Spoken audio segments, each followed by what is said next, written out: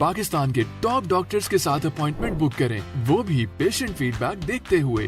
आज ही ओला dock app download करें। ओला dock, doctor का अपॉइंटमेंट आसानी से।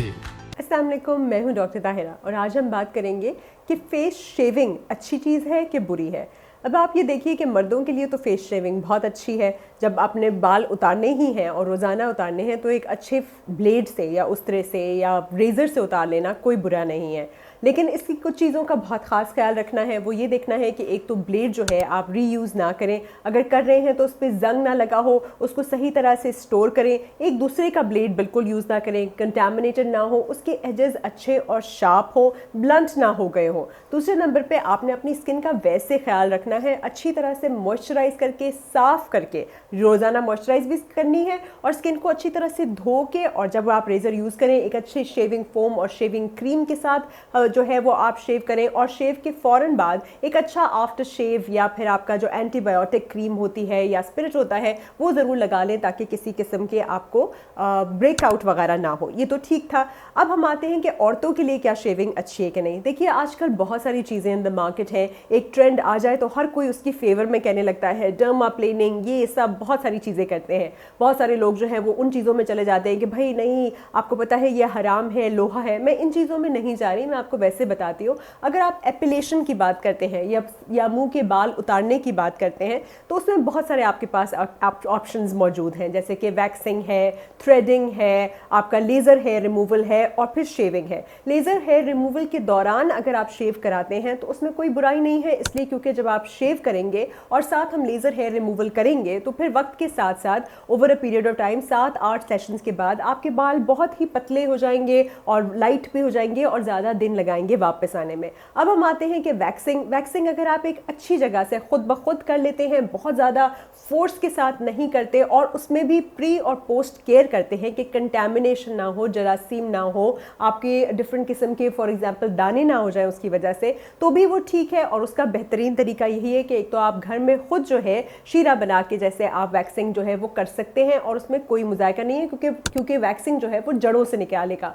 बहुत सारे लोगों की स्किन बहुत ही डेलिकेट होती है, बहुत गरम वैक्स लगा देते हैं, उससे बर्न हो जाती है, कभी कभी नील पड़ जाता है, स्किन खिंच जाती है या बहुत सारे दाने वैक्स के बाद आ जाते हैं। ऐसे लोगों के लिए फिर बेहतर है कि वो जो है एक तो अपने खुद घर में करें, कंट्रोल करें, कहीं इधर उधर से ना कराएं या फिर लेज़र हेयर रिमूवल की तरफ स्विच हो जाए जिसमें वो हल्का सा शेव होगा और उसके बाद लेज़र हेयर रिमूवल हो जाएगा।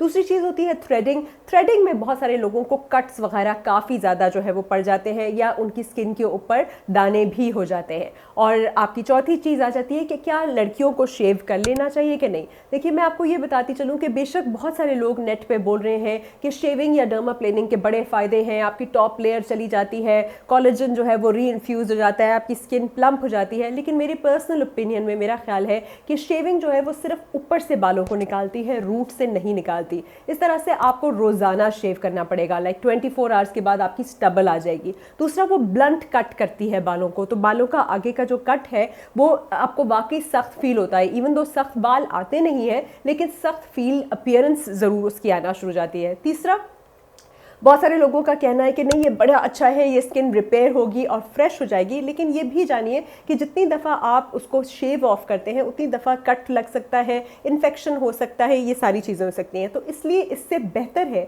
कि बजाय आप फेस शेविंग की तरफ जाएं, आप दूसरे ऑल्टरनेटिव मेथड्स पे जाएं जिनमें कि थ्रेडिंग इतना ज़्यादा अच्छा नहीं होता, पर अगर आप वैक्स कर लेते हैं या फिर आप लेज़र हेयर रिमूवल की तरफ चले जाते हैं तो it is far better than actually shaving your face every day, because एक तो वो रोज़ाना हो जाएगा, उसके ऊपर आपकी डिपेंडेंस भी हो जाएगी और दूसरी चीज़ें भी होंगी। बहुत सारे लोग इसके फ़ायदों की बात करके कहते हैं कि भाई ये तो आप देखिए एक नई स्किन जो है वो रिफ़्रेश हो जाएगी, पर उसके लिए शेविंग ज़रूरी नहीं है। उसके लिए आप एक्सफोलिएशन कर सकते हैं, एक माइल्ड स्क्रब के साथ आप क्लेंजिंग कर सकते हैं या माइक्रो नीडलिंग की तरफ जा सकते हैं जो कि एक कंट्रोल्ड एनवायरनमेंट में कुछ अरसे के बाद की जाती है, ऐसे रोज़ाना नहीं की जाती। फिर भी अगर आप शेविंग की तरफ जाना चाहते हैं तो प्लीज़ मेक श्योर करें कि आपने अपनी स्किन को वैसे मॉइस्चराइज अच्छा रखा हो, रोज़ाना की केयर में आपकी क्लेंजिंग मॉइस्चराइजिंग हो, यूज्ड कंटामिनेटेड ब्लेड्स नहीं यूज़ करने, ब्लंट वाले और ब्लेड्स नहीं यूज़ करने, जंग वाला ब्लेड नहीं यूज़ करना और हमेशा अच्छा मॉइस्चराइज़र या फिर जो आपका आफ्टर क्रीम होती है, एंटीबायोटिक क्रीम, उसका भी खास ख्याल रखना है ताकि आपके फेस जो है वो क्लियर हो सके। एक्नी प्रोन लोग जो है, स्पेशली जिनकी बहुत ज़्यादा पिंपल्स या एक्नी होती है, वो तो बिल्कुल फेस शेविंग की तरफ नहीं जाएं, क्योंकि जितनी दफ़ा वो शेव की तरफ जाएंगे उतनी दफ़ा उनको ब्रेकआउट या एक्नी का भी जो है वो डर होता है। इसलिए किसी को भी कहीं पे भी सुन के क्योंकि एक नया ट्रेंड है मैं फॉलो कर लूँ, ये नहीं करना चाहिए। पर बेहतर यही है कि आप दूसरे conventional methods of hair removal की तरफ जाएं। सो मच सो कि बच्चा जब छोटा होता है, जब लड़की बड़ी होती है, तो छान जो होता है, जैसे आटे का छान होता है, जैसे हम ब्रांड भी कहते हैं, वो लेकर आप अपवर्ड तौर पे ना, इसको एक्सफोलिएशन की तौर पे अगर इस तरह बेसन या उससे आप रब करें, तो भी आप हेयर ग्रोथ की डिफरेंट डायरेक्शन में जब रब करके एक्सफोलिएट करेंगे तो आपकी टॉप स्किन की लेयर्स जो है वो जो डेड डल स्किन है वो भी एक्सफोलिएट हो जाती है, न्यू फ्रेश स्किन भी आ जाती है, और आप हेयर ग्रोथ को भी किसी तरह से थोड़ा सा अरेस्ट कर सकते हैं। और भी बहुत सारी होती हैं, एनफ्लोरनेथिन जेल वगैरह होती है, और हमेशा इन्वेस्टिगेट कर लेना चाहिए कि अंदर के कोई हार्मोनल कॉजेस तो नहीं है जिसकी वजह से आपको हर्स्यूटिज्म या चेहरे के ऊपर बाल आ रहे हैं। और चेहरे के बालों को कम करने के लिए एक तो अंदरूनी इलाज कराना और फिर ऊपर से हेयर रिमूवल आप कर सकते हैं। लेकिन किसी को भी कहीं पे भी फॉलो करके ब्लेड लेकर खुद ब खुद शुरू हो जाने में काफ़ी ज़्यादा कट्स का, निप्स का और बहुत सारी और चीज़ों का इन्फेक्शन इंट्रोड्यूस करने का डर ज़रूर शामिल होता है। पाकिस्तान के टॉप डॉक्टर्स के साथ अपॉइंटमेंट बुक करें, वो भी पेशेंट फीडबैक देखते हुए। लाखों लोगों की तरह पाकिस्तान के सबसे बड़े डॉक्टर नेटवर्क का फायदा उठाएं और आज ही ओला डॉक ऐप डाउनलोड करें। ओला डॉक, डॉक्टर का अपॉइंटमेंट आसानी से।